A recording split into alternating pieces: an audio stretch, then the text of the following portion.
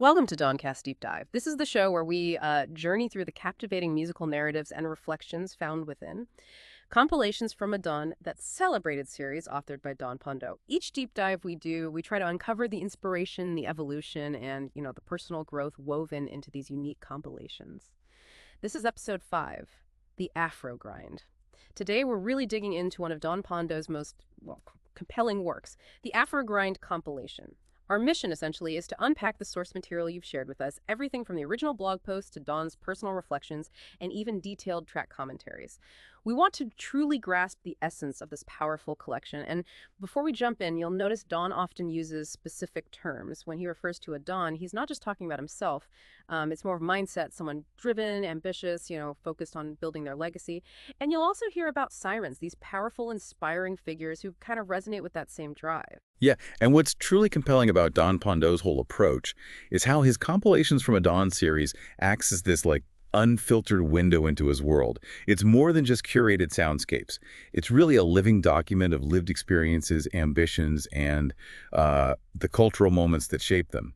The Afro Grind is just a prime illustration of this unique blend of music and narrative. Okay, so how did this particular collection, the Afro Grind, actually come about? Your sources trace its roots back to, a really pivotal time in Don's life, a period of intense personal growth, apparently coinciding with a pretty demanding internship. Exactly.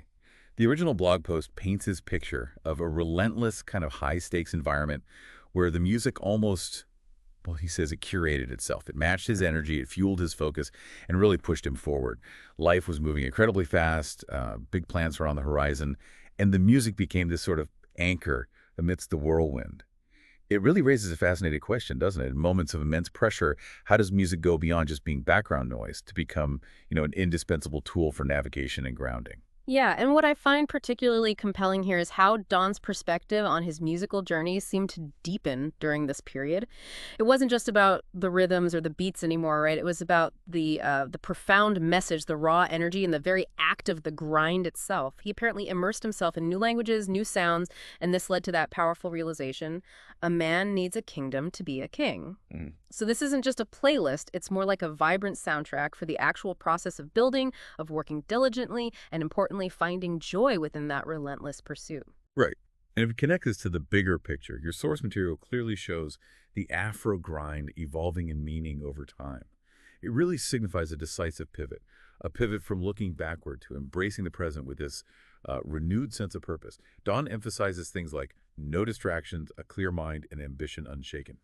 He describes viewing the journey itself not just as a means to an end, but as its own profound reward, a process that deeply fulfills his spirit and kind of solidifies his identity. It truly embodies that idea of momentum leading to mastery. Yeah, that makes sense. And for those listening who are curious about the voices contributing to this vibrant soundscape, the collection features artists like Timaya, Pretty Boy Dio, aka MT, Wizkid, and Tenny, among others. Quite a lineup adding their unique flavor.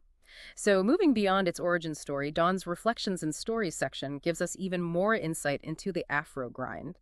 He describes how this compilation uniquely brings the party to the workspace. It somehow manages to bring grinding out of the grind, injecting this high energy that mirrors a Don's ambition, while also serving as a constant reminder to, quote, keep my eyes on the prize. And what really stands out there is the feeling of renewed sense of freedom that the music seems to impart. Don articulates it beautifully, actually. He says you're not shackled by the grind. Instead, you're actually uplifted by it. He talks about carrying his calm into the storm and how the Afro grind keeps the spring in my step as I navigate the rain and tough terrain. It just illustrates this remarkable ability of music to help maintain a positive, resilient mindset, even when facing, significant challenges. That's powerful. And it also sparked a surprising connection for him. He recounts how this compilation resonated with a sweet woman who also sticks to her code, which led him to a realization. He apparently thought this collection was strictly for the Dons, but he quickly learned it also gets the sirens singing too. That's quite a testament to its broader appeal, wouldn't you say? Oh, absolutely. And it really prompts us to think about the universal nature of these themes. Even with personal challenges and mounting pressure, Don explicitly notes, my afro grows and the pressure weighs heavy on my head. And he even contemplates that a pivot may be necessary. The compilation remains this constant affirmation that the grind never gets old. He highlights the truth that every new level comes with a new devil, but encourages you to approach these challenges with honor and maintain gratitude throughout is quite message. Definitely. So, to truly appreciate the essence of the Afro grind, we probably need to listen a bit closer to the individual voices and sounds that make it up. Let's maybe delve into a few key tracks and how they contribute to this powerful tapestry. Good idea. Let's start with Timaya's Balance. It serves as a superb opening track. Don says it perfectly captures the pursuit of a high personal balance, using it to complement lived experience. It's like a mantra echoing the idea that it doesn't have to be lonely at the top. You can really feel that sense of confident determination in its rhythm. It perfectly sets the stage for the journey ahead. Then there's Burna Boy's Wettin' Man a Go Do. Apparently, Don's appreciation for this track deepened when he understood the pidgin phrase that's a West African Creole language, what is a man to do? He describes it as an honest, vibrant depiction of the struggles of survival, laid over really impressive production. It creates this raw, yet somehow hopeful sound. Yeah, it's a great track. And then there's Ole by Tiwa Savage. Don feels it sounds like a celebration of being a bona fide hustler, where the fruits of your labor feed the next effort for more fruits. He mentions that even if you don't fully grasp all the lyrics, the meaning, that energy is absolutely felt. Okay, and how about Alariwo by Show Dem Camp? Don calls this an immaculate fusion of genres. Here, the OGs, meaning like seasoned veterans of the music scene, deliver great insights and wisdom through wicked rap flows, impressive rhyme schemes, and smooth delivery. He notes their verses aren't just fast, they craft these intricate lyrical patterns that really pack a punch but feel effortless, a true mark of mastery. Don even playfully said he wished he'd made that beat. Huh, I can see that. And following that energy, you have Same Energy by Pretty Boy D.O. This one serves as a reminder to avoid unproductive inconsistencies and to keep the mask off and remain real. It's delivered with this smooth aggression, he says, on a vibrant, almost jungle-like beat. It's got a unique intensity. Right.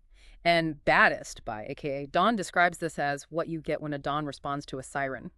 Apparently, it takes you on a trip through the hustle towards a sweet woman's heart, featuring rap verses from AKA Yunga Chief and Kuli Chana that Don says still hit home. It paints a vivid picture. It really does. And finally, Timaya brings it home, closing out the compilation with I Can't Kill Myself. Don points out this track is just a vital, grounding reminder. We grind to live. We didn't come here to suffer. Simple as that. It's a song filled with these real and hopeful mantras, all set to a truly vibrant beat, leaving you with that lasting message of purpose, but also, self-preservation and resilience. So, wrapping this all up, what does this mean for you, our listener? The Afro grind is clearly about momentum, isn't it? It's about the pursuit of mastery, and maybe most importantly, about finding genuine joy in the journey itself. It feels like a profound soundtrack for the relentless, for those who approach their grind with purpose and gratitude, and really for anyone out there building their own kingdom brick by brick and trying to love every moment of that process. Exactly. This deep dive really reveals that the grind, when you approach it with the right mindset, well, it never gets old. Yeah. And while every new level certainly brings its own unique challenges, or like Don puts it, every new level comes with a new devil, the music within this compilation provides that inspiration, that fuel to just keep moving forward.